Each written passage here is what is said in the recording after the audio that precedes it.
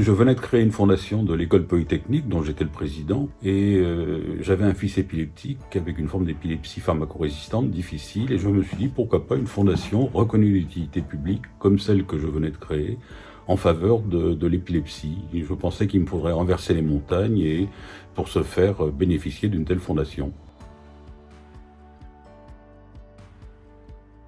On a tenu beaucoup de colloques, et notamment 2 colloques étonnants sur des sujets très difficiles. Le premier avec des directeurs des relations humaines d'un certain nombre de grands groupes pour savoir comment était traité l'épileptique dans l'entreprise. Et à notre grande surprise, nous nous sommes aperçus que l'épilepsie était tout à fait reconnue par les DRH et bien traitée et accompagnée dans les entreprises. Et puis un deuxième colloque a porté sur faut-il déclarer son épilepsie? C'est une question très difficile sur laquelle les épileptiques sont très partagés, se divisent en 2 groupes d'égale importance d'ailleurs, ceux qui déclarent et ceux qui cachent leur épilepsie.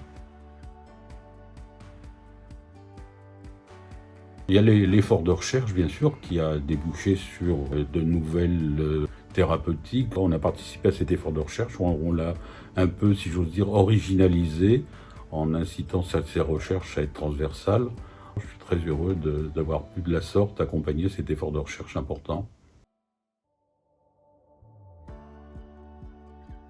Mon souhait, ce serait d'amplifier, bien sûr, les recherches effectuées par les scientifiques, de tenir de nouveaux colloques. Le pain ne manque pas à la Fondation et elle aura de quoi nourrir, remplir son activité au profit des épileptiques au cours des années qui viennent.